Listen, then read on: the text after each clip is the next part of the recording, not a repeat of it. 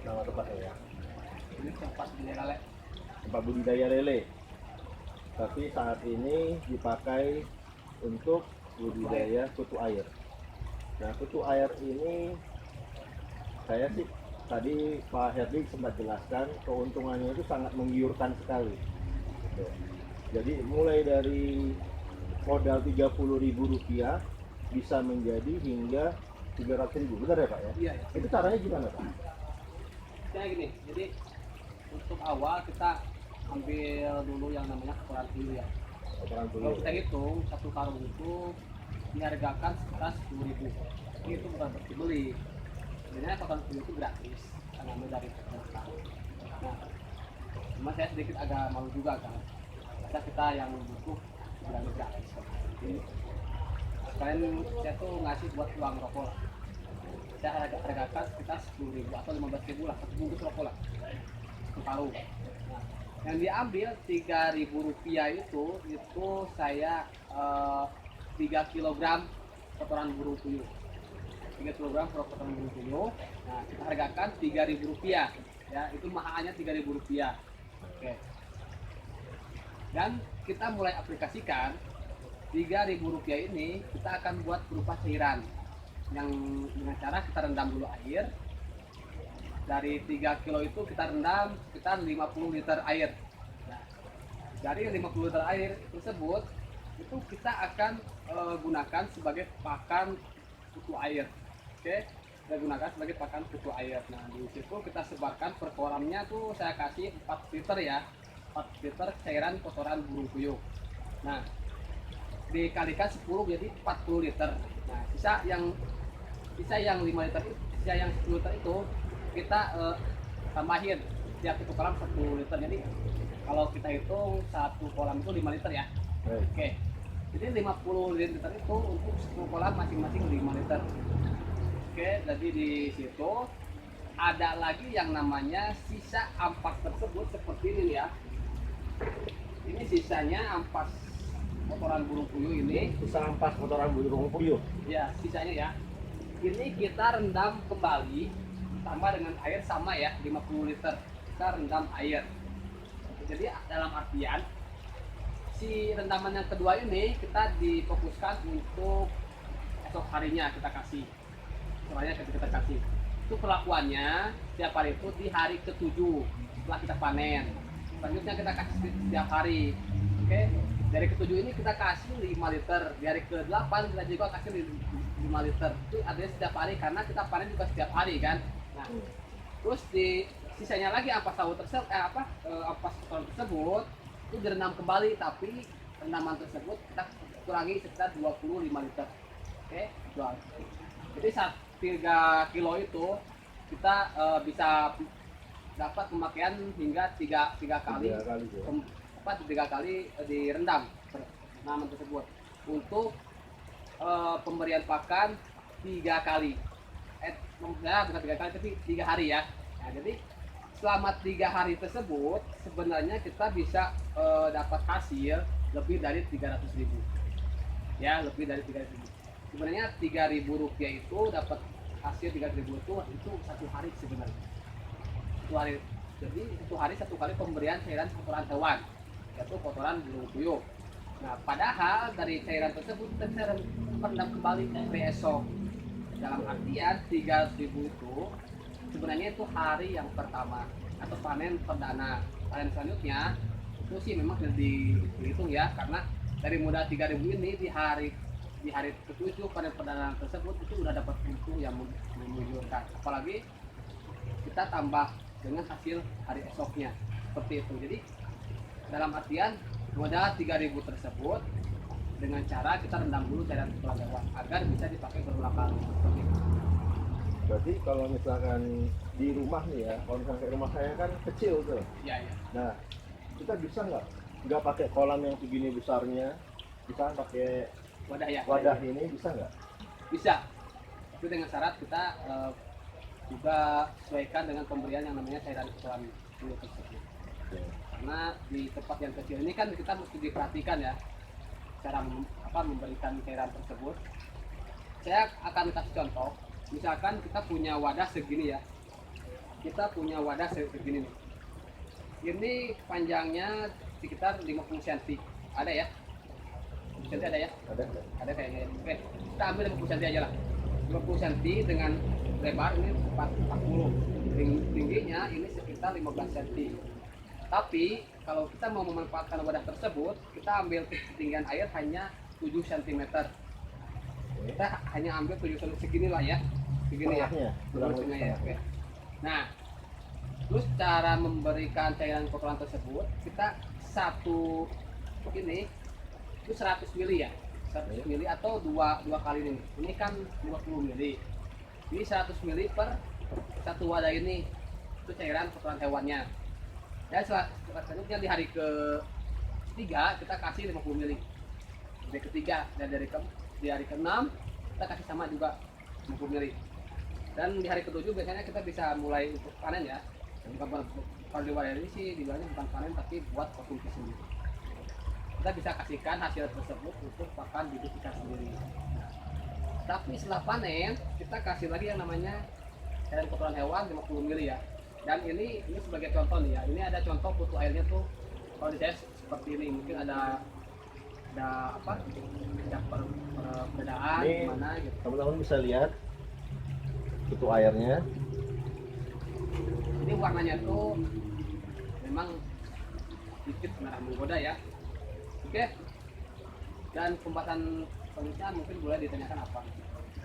Oke, kalau misalkan untuk di rumah baiknya seperti apa Pak Edi? Kalau di rumah sih ada ya. Kita bisa kutir di dalam ruangan. Kalau memang tidak ada yang tempat di luar ruangan, kita bisa punya apa kita manfaatkan di dalam ruangan juga bisa. Dan ruangan juga nggak ada Iya, masalah ya? nggak ada masalah. Yang penting ada cahaya matahari bukan bersinar. Oke, yang penting ada cahaya masuk aja. Iya seperti itu. Nah kalau misalkan, ini mohon maaf nih, tadi dari kita bicara cacing, terus kita bicara kutil, boleh tahu nggak kira-kira bisik-bisiknya aja deh, pendapatan yang bisa diambil berapa sih, yang bisa didapatkan atau dihasilkan? Oke. Jadi gini ya, kalau untuk masalah cacing sutra, kita bicara tentang masalah cacing sutra dulu. Sebenarnya emang cacing sutra ini tidak dijual ya. Kita itu kebutuhan konsumsi sendiri ikan, karena di sini juga peternakan ikan lele ya. Gitu, jadi hasil dari kita ini kita kasihkan ke ikan. Tapi sisanya kalau seandainya ada sisa, kita boleh untuk dijual. Kalau ada sisa itu, boleh. Misalkan sisanya tuh ada dapat 1 liter atau 2 liter, boleh kita jual. Nah, dari sisa tersebut, dari 1 liter saya kantongin menjadi 10 kantong dengan harga 5.000 per kantong. Jadi per liter rata-rata kita dapat 50.000. Jadi kalau 2 liter kita dapat 1.000. Itu dari cacing sisanya sih.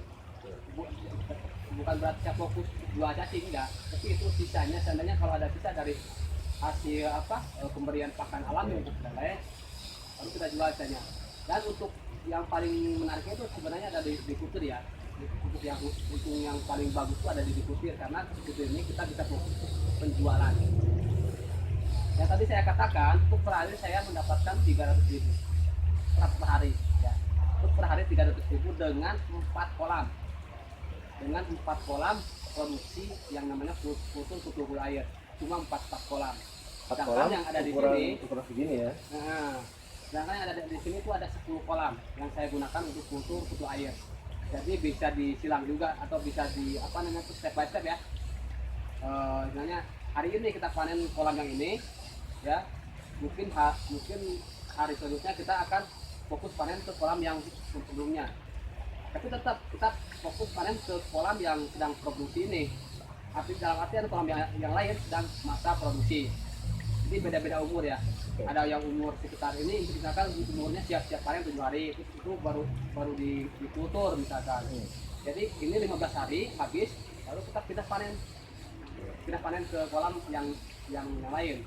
Nah, ini habis panen, ini dibuat lagi kultur.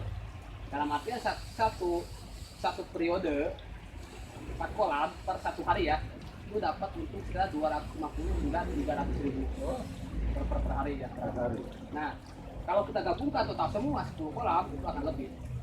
Karena saya tuh kalau dijual sesuai dengan pelanggan yang saya punya. Ini tidak kalau panen juga tidak panen semua total. Jadi ada masanya lah, masa di mana kolam tersebut ada perbedaan dari segi umur atau gimana. Soalnya kalau bersama kita buat foto, kemasukan panennya lebih banyak. Dan kita jual juga mungkin kita ada yang mampu kalau kita punya stokannya hanya 50 kantong. 50 kantong itu 4 kolam ya. 50 kantong itu 4 kolam. Jadi kalau 10 kantong kalau ada pelanggan baru bisa ditambah lagi. Upgrade lagi ya. Iya, itu akan lebih jauh lebih banyak lagi untungnya gitu. Bahkan itu kok modalnya tuh cuma kotoran saja. Kotoran. Mungkin juga air ya. Air ya kalau dibilang apa listrik juga nggak begitu boros sih. Karena listrik kita pada saat pakai udah sampai 15 hari. Cuma isi air aja lah ya. Iya, cuma diisi air. Apa listrik itu selama isi air saja ya. Oke, seumpamanya gini Pak Edi. Kalau misalnya kita nggak punya kolam, kalau misalkan kita konversikan ke bak ini bisa nggak? Untuk misalkan jadi jatuhnya seperti budidaya besar lah kayak Pak Edi gitu.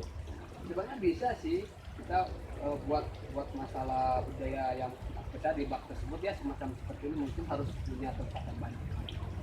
Jadi sahabat Join Sangkir Kopi bisa mengkonversi ya untuk berapa yang pengen sahabat hasilkan itu dengan mengkonversikan ke bak atau baskom seukuran ini itu bisa dikonversikan. Jadi misalkan satu bak ini nanti menghasilkan dalam satu hari itu 1 sendok mungkin ya Pak ya.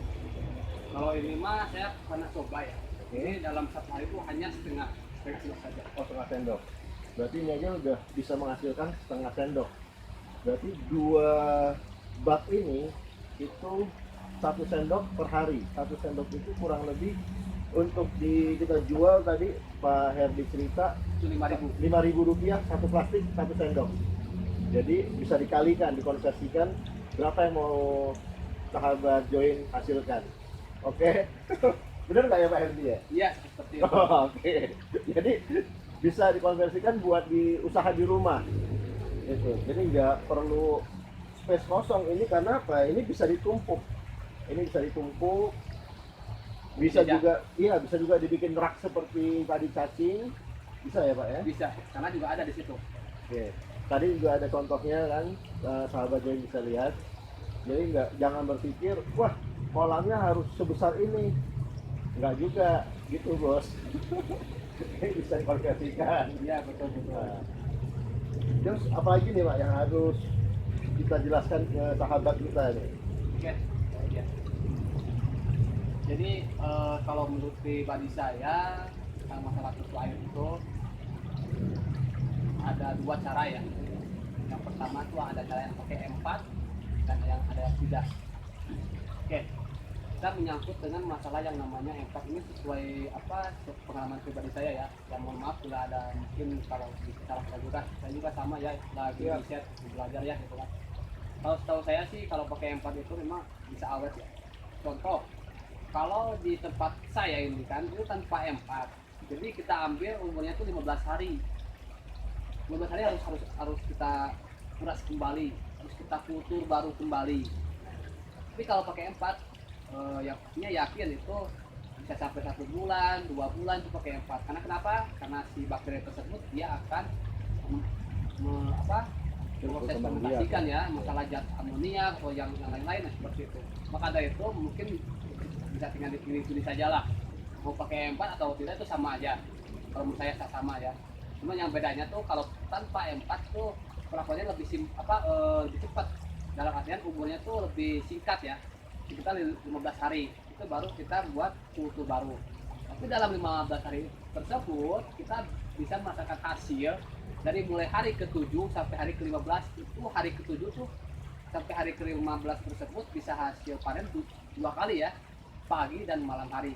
Nah, tapi kalau pakai M4 juga sama, kayaknya sama yakin dua kali. Cuman masalahnya kalau pakai M4 mungkin ada sedikit penambahan biaya operasional ya. Jadi sama mungkin beli M4-nya berapa, beli masanya juga berapa. Tapi kalau saya di sini simpel aja lah. Yang penting kita selalu ada stokan yang namanya kotoran itu udah cukup bagi saya.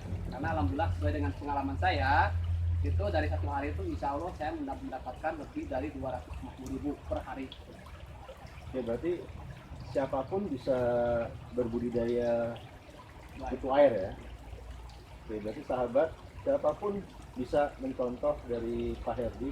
Kalau sahabat join ingin lebih mempelajari atau ingin memperdalam, silahkan datang ke sini ke rumahnya Pak Herdi di daerah Cianjur, Jawa Barat. Oke, mungkin ada kalimat motivasi buat sahabat join yang Oke, baik. Ada sedikit ya siapa tahu bisa memberikan semangat ya untuk kita semua, terutama untuk sahabat join ya. Oke. Kita sebenarnya tidak usah khawatir ya kalau untuk masalah di bidang usaha, karena kalau menurut saya tuh pribadi yang namanya kegagalan itu sih emang udah biasa. Yang penting kita tetap semangat ya, tetap semangat dan menggali ilmu tersebut sampai ke titik akhirnya ya. Karena sebagai contoh saja, saya sendiri dulu pernah belajar di budidaya Caki Putra selama 1 tahun.